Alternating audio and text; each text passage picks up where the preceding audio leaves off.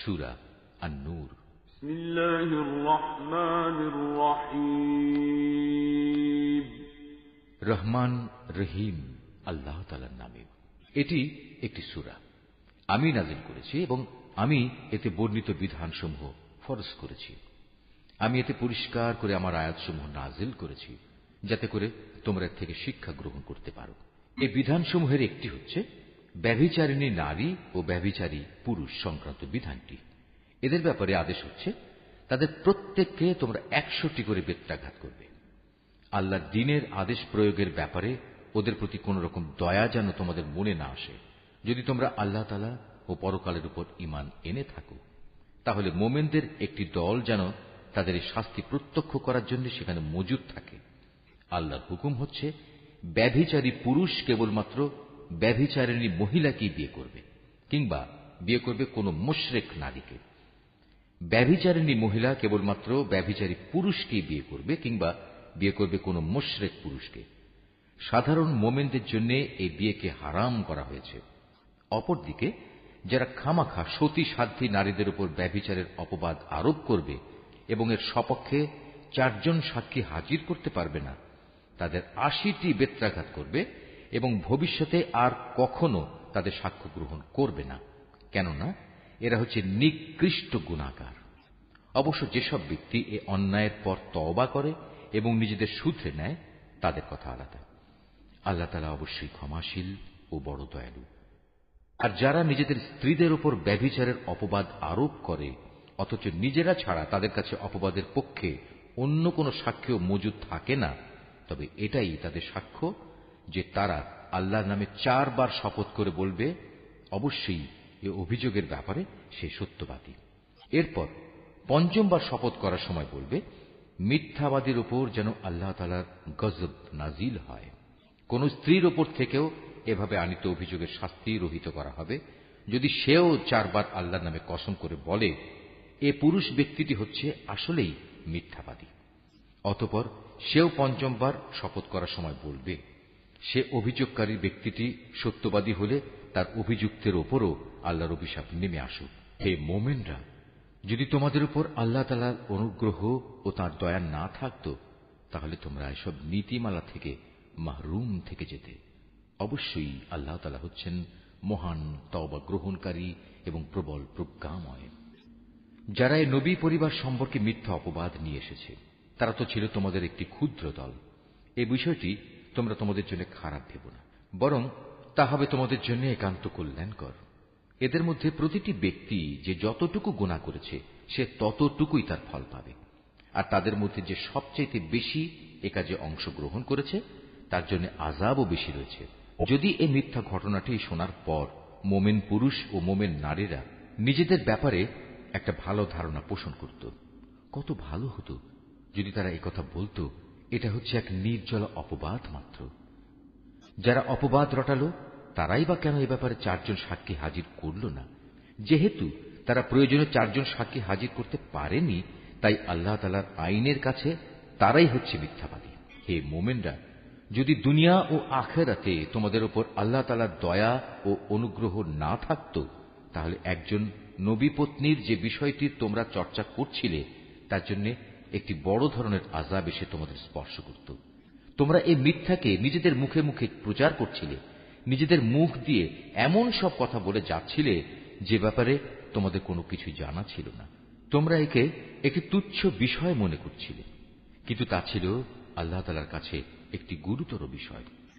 তোমরা যখন ব্যাপারটা শুনলে তখন সাথে সাথে কেন বললে না, আমাদের এটা মোটেই সাজে না যে আমরা এই ব্যাপারে কোনো কথা বলবো। আল্লাহ তাআলা অনেক পবিত্র, অনেক মহান। সত্যি এ ছিল এক গুরুতর অপবাদ। আল্লাহ তাআলা তোমাদের উপদেশ দিচ্ছেন, তোমরা যদি সত্যি মোমেন হও তাহলে কখনো এরূপ আচরণের পুনরাবৃত্তি করো না। আল্লাহ তাআলা তাঁর আয়াতসমূহ স্পষ্ট করে তোমাদের সামনে বিবৃত করেন এবং আল্লাহ তাআলা সব কিছু জানেন, তিনি বিজ্ঞ কুশলী। যারা মোমেনদের মাঝে মিছে অপবাদ রটনা করে, অশ্লীলতার প্রসার কামনা করে, তাদের জন্য রয়েছে দুনিয়া ও আখিরাতে মর্মন্তুদ শাস্তি। আল্লাহ তাআলা সব কিছু জানেন, তোমরা কিছুই জানো না। হে মোমেনরা, যদি তোমাদের উপর আল্লাহ তাআলার দয়া ও অনুগ্রহ না থাকত, তাহলে একটা বড় ধরনের বিপর্যয় ঘটে যেত। অবশ্যই আল্লাহ তাআলা বড়ই দয়ালু ও স্নেহপ্রবণ। হে মানুষ, তোমরা যারা ঈমান এনেছ তারা কখনো শয়তানের পদাঙ্ক অনুসরণ করো না।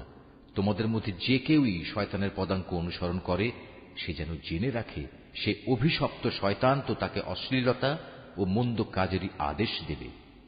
যদি তোমাদের উপর আল্লাহ তাআলার দয়া ও অনুগ্রহ না থাকত তাহলে তোমাদের মধ্যে কেউই কখনো পাক পবিত্র হতে পারত না। কিন্তু আল্লাহ তাআলা যাকে চান তাকে পবিত্র করেন এবং আল্লাহ তাআলা সবকিছু শোনেন, তিনি সবকিছু জানেন। তোমাদের মধ্যে যারা দ্বীনি মর্যাদা ও পার্থিব ঐশ্বর্যের অধিকারী তারা যেন কখনো এ মর্মে শপথ না করে যে তারা তাদের গরীব আত্মীয় স্বজন, অভাবগ্রস্ত এবং যারা আল্লাহ তাআলার রাস্তায় হিজরত করেছে তাদের কোন রকম সাহায্য করবে না, বরং তাদের উচিত তারা যেন তাদের ক্ষমা করে দেয় এবং তাদের দোষ ত্রুটি উপেক্ষা করে। তোমরা কি এটা চাও না আল্লাহ তাআলা তোমাদের গুনাহ মাফ করে দিন? আল্লাহ তাআলা ক্ষমাশীল ও পরম দয়ালু। যারা সতীসাধ্যী নারীদের প্রতি ব্যভিচারের অপবাদ আরোপ করে, যারা এই অপবাদের ব্যাপারে কোনো খবরই রাখে না, সর্বোপরি যারা ঈমানদার তাদের প্রতি অপবাদ আরোপকারী এসব মানুষদের জন্য দুনিয়া ও আখিরাতের উভয় স্থানেই অভিশাপ দেয়া হয়েছে। উপরন্তু তাদের জন্য রয়েছে কঠোর আযাব। সেদিন তাদের কৃতকর্ম সম্বন্ধে স্বয়ং তাদের জিহ্বাসমূহ, তাদের হাতগুলো ও তাদের পাগুলো তাদের বিরুদ্ধে সাক্ষ্য দেবে। সেদিন আল্লাহ তাআলা তাদের যথার্থ প্রাপ্য পুরোপুরি আদায় করে দেবেন এবং তারা জেনে নেবে আল্লাহ তাআলাই হচ্ছেন সুস্পষ্ট সত্য। জেনে রেখো, নষ্ট নারীরা হচ্ছে নষ্ট পুরুষদের জন্য, নষ্ট পুরুষরা হচ্ছে নষ্ট নারীদের জন্য, আবার ভালো নারীরা হচ্ছে ভালো পুরুষদের জন্য, ভালো পুরুষরা হচ্ছে ভালো নারীদের জন্য। মুনাফিক লোকেরা এ ভালো মানুষগুলো সম্পর্কে যা কিছু বলে তারা তা থেকে পাক পবিত্র। আখিরাতে এদের জন্য রয়েছে ক্ষমা ও সম্মানজনক রিজিক। হে ঈমানদার ব্যক্তিরা, তোমরা নিজেদের ঘর ছাড়া অন্য কারো ঘরে সে ঘরের লোকদের অনুমতি না নিয়ে ও তাদের প্রতি সালাম না করে কখনো প্রবেশ করো না। নৈতিকতা ও শালীনতার দিক থেকে এটা তোমাদের জন্য উত্তম পন্থা। আল্লাহ তাআলা তোমাদের এসব বলে দিচ্ছেন যাতে করে তোমরা কথাগুলো মনে রাখতে পারো। ঘরের দরজায় গিয়ে যদি তোমরা কাউকে সেখানে না পাও তাহলে সেখানে প্রবেশ করো না যতক্ষণ না তোমাদের ঘরে ঢোকার অনুমতি দেয়া হবে। যদি কোনো অসুবিধার কথা জানিয়ে তোমাদের বলা হয় তোমরা ফিরে যাও, তাহলে এমতাবস্থায় তোমরা অবশ্যই বিনা দ্বিধায় ফিরে যাবে। এটা তোমাদের জন্য সব দিক থেকে উত্তম। তোমরা যখন যা কিছু করো আল্লাহ তাআলা সে সম্পর্কে সবিশেষ অবহিত থাকেন। তবে যেসব ঘরে কেউ বসবাস করে না, যেখানে তোমাদের কোনো মাল সামানা রয়েছে, তেমন কোন ঘরে প্রবেশে তোমাদের কোনো পাপ নেই, কেননা আল্লাহ তাআলা জানেন যা কিছু তোমরা প্রকাশ করো, আবার যা কিছু তোমরা গোপন করো। হে নবী, তুমি মোমেন পুরুষদের বলো তারা যেন তাদের দৃষ্টি নিম্নগামী ও সংযত করে রাখে এবং তাদের লজ্জাস্থানসমূহকে হেফাজত করে।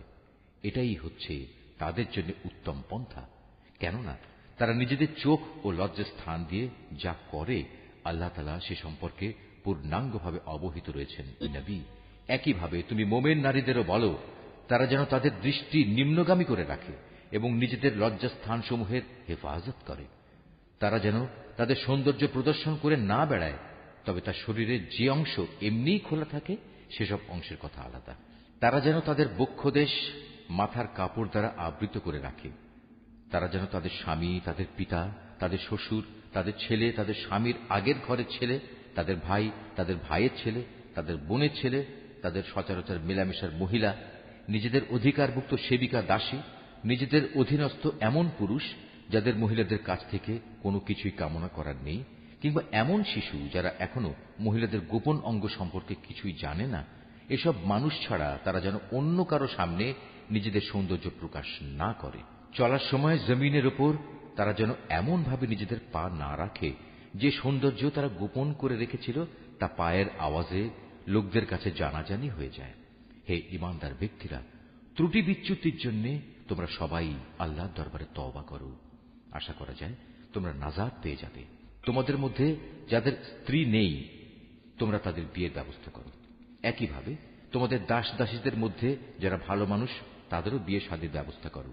যদি তারা অভাবী ও দুশ্চিন্তাগ্রস্ত হয় তাহলে আল্লাহ তাআলা অচিরেই তাঁর অনুগ্রহ দিয়ে তাদের অভাব মুক্ত করে দেবেন। আল্লাহ তাআলা প্রাচুর্যময় ও সর্বজ্ঞ। যাদের বিয়ে করে ব্যয়ভার বহন করার সামর্থ্য নেই, আল্লাহ তাআলা তাদের নিজ অনুগ্রহে অভাবমুক্ত না করা পর্যন্ত তারা যেন সংযম অবলম্বন করে।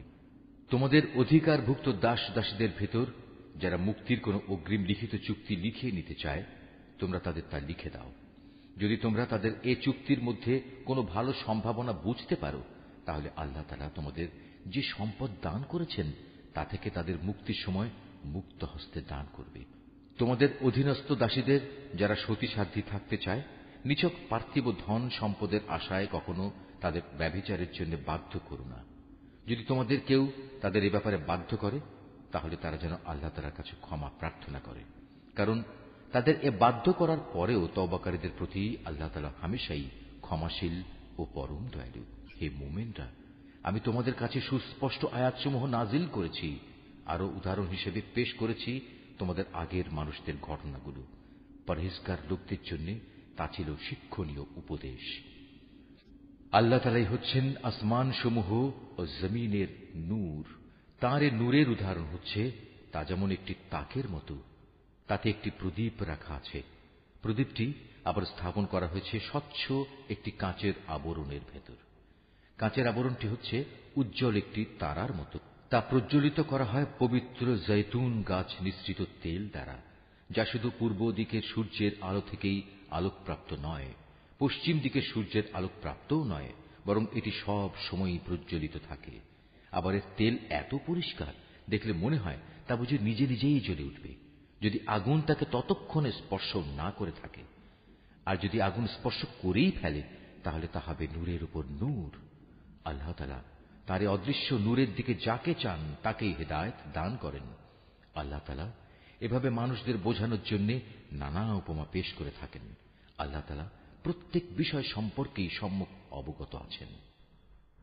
এসব ব্যক্তিদের সে ঘরসমূহে পাওয়া যাবে যার মধ্যে আল্লাহ তাআলার সম্মান মর্যাদা উন্নীত করা এবং তাতে তার নিজের পবিত্র নাম স্মরণ করার জন্য সবাইকে আদেশ দিয়েছেন। সেসব জায়গাসমূহে সকাল সন্ধ্যা এরা আল্লাহ তাআলার পবিত্রতা ও মহিমা ঘোষণা করে। তারা এমন লোক, ব্যবসা বাণিজ্য তাদের কখনো আল্লাহ তাআলা থেকে গাফেল করে দেয় না। না বেচাকেনা তাদের আল্লাহ তাআলা স্মরণ, নামাজ প্রতিষ্ঠা ও যাকাত আদায় করা থেকে গাফেল রাখতে পারে। তারা সেদিনকে ভয় করে যেদিন তাদের অন্তর ও দৃষ্টিশক্তি ভীত বিহ্বল হয়ে পড়বে। যারা নেক কাজ করে আল্লাহ তাআলা তাদের যথার্থ উত্তম পুরস্কার দেবেন। তিনি তার অনুগ্রহে তাদের যা পাওনা তার চাইতে বেশি দান করবেন। মূলত আল্লাহ তাআলা যাকে চান তাকে অপরিমিত রিজিক দান করেন। অপরদিকে যারা আল্লাহ তাআলাকে অস্বীকার করে, তাদের দৈনন্দিন কার্যকলাপ হচ্ছে একটি প্রতারণার মতো, যেমন মরুভূমিতে মরীচিকা। পিপাসার্ত মানুষ দূরে থেকে তাকে পানি বলে মনে করল, পরে যখন সে তার কাছে এলো তখন সেখানে পানির মতো কিছুই সে পেল না। এভাবে প্রতারণা ও মরীচিকার জীবন শেষ হয়ে গেলে সে শুধু আল্লাহ তাআলাকেই তার পাশে পাবে। অতঃপর তিনি তার পাওনা পূর্ণ মাত্রায় আদায় করে দেবেন। নিঃসন্দেহে আল্লাহ তাআলা তড়িৎ হিসাব গ্রহণে সক্ষম। কিংবা তাদের কর্মকাণ্ডের উদাহরণ হচ্ছে একটি অতল সমুদ্রের অভ্যন্তরস্থ গভীর অন্ধকারের মতো। অতঃপর তাকে একটি বিশাল আকারের ঢেউ এসে ঢেকে আরো অন্ধকার করে দিল।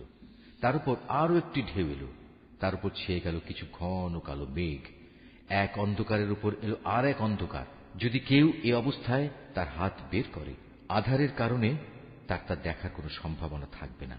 বস্তুত আল্লাহ তাআলা যার জন্য কোনো আলো বানাননি, তার জন্য তো কোথাও থেকে আলোর সম্ভাবনা থাকবে না।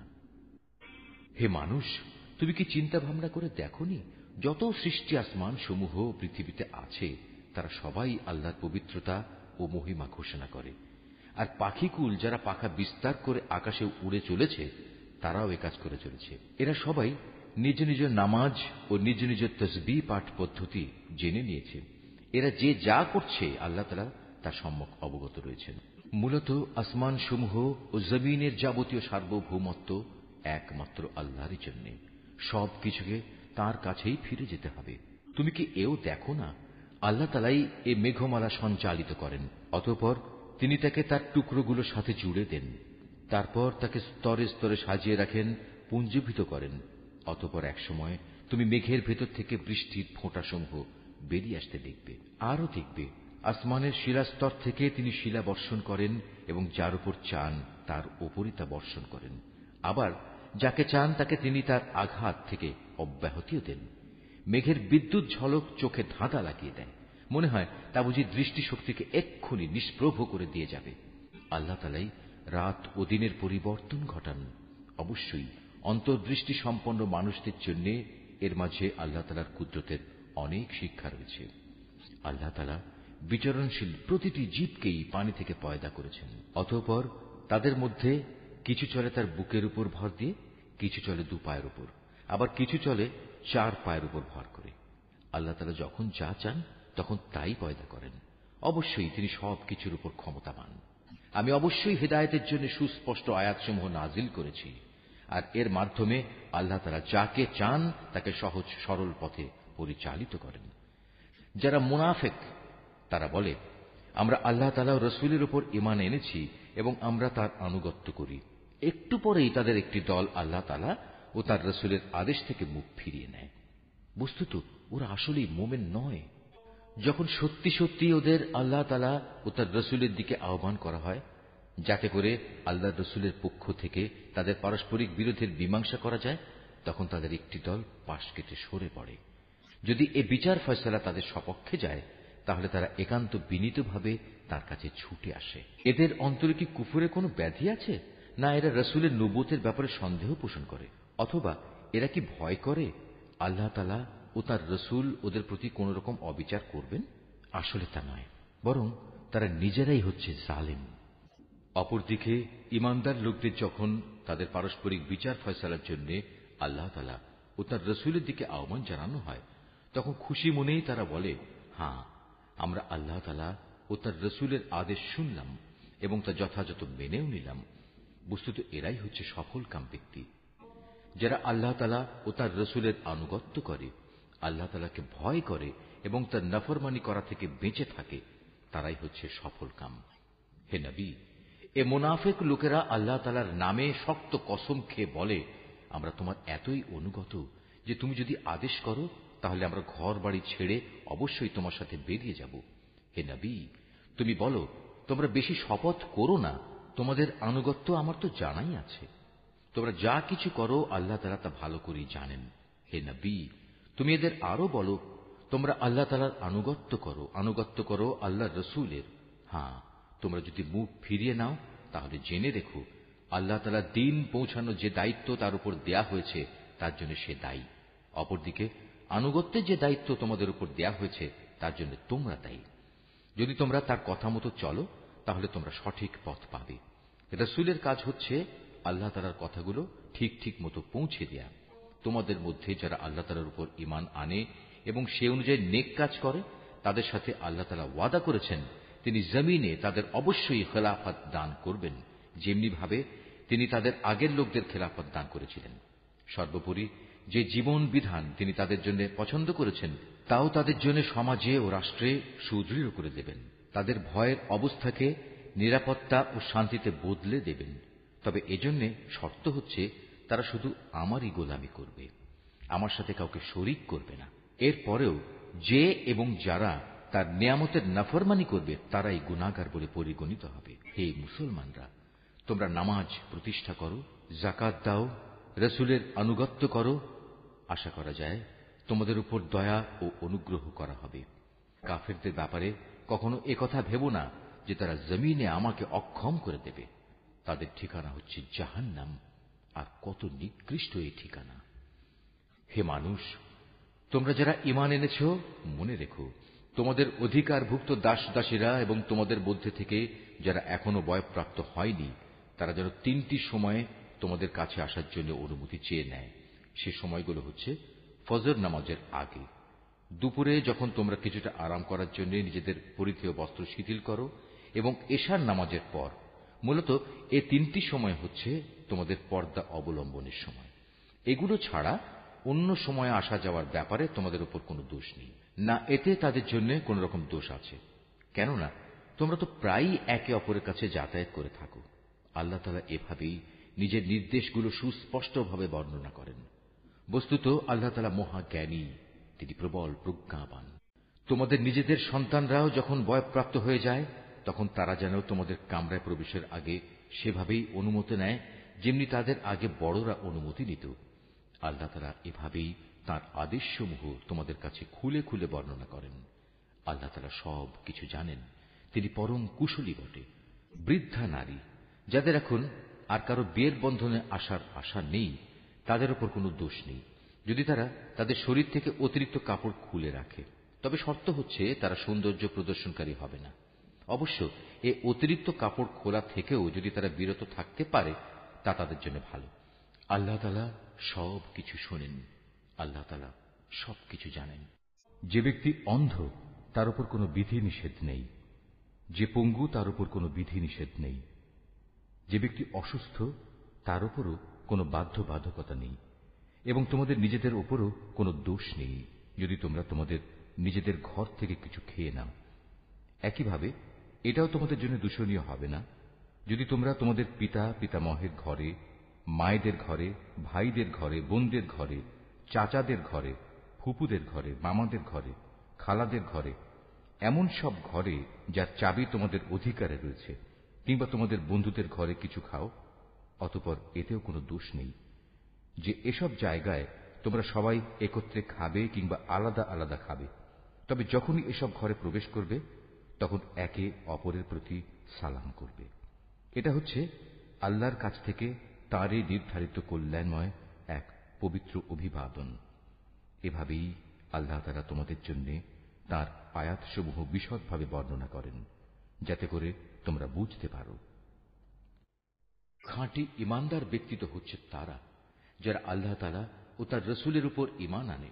কখনো যদি তারা কোনো সমষ্টিগত ব্যাপারে তার সাথে একত্রিত হয় তাহলে যতক্ষণ তারা তার কাছ থেকে অনুমতি চাইবে না ততক্ষণ তারা সেখান থেকে কেউ সরে যাবে না। হে নবী, যারা আল্লাহ তাআলা ও তার রসুলের উপর বিশ্বাস করে যদি তারা কখনো তাদের নিজেদের কোনো কাজে বাইরে যাবার জন্য তোমার কাছে অনুমতি চায় তাহলে তুমি যাকে ইচ্ছা তাকে অনুমতি দিও এবং আল্লাহ তাআলার কাছে এদের গুনাহ মাফের জন্য দোয়া করো। অবশ্যই আল্লাহ তাআলা ক্ষমাশীল ও পরম দয়ালু। হে মুসলমানরা, যখন নবী তোমাদের ডাকে তখন তার ডাককে পারস্পরিক ডাকের মতো মনে করো না। আল্লাহ তাআলা সেসব লোকদের ভালো করেই জানেন যারা নিজেদের আড়াল করে নবীর সামনে থেকে নানা অজুহাতে সরে যায়। সুতরাং যারা তার আদেশের বিরুদ্ধাচরণ করে তাদের এ ব্যাপারে ভয় করা উচিত।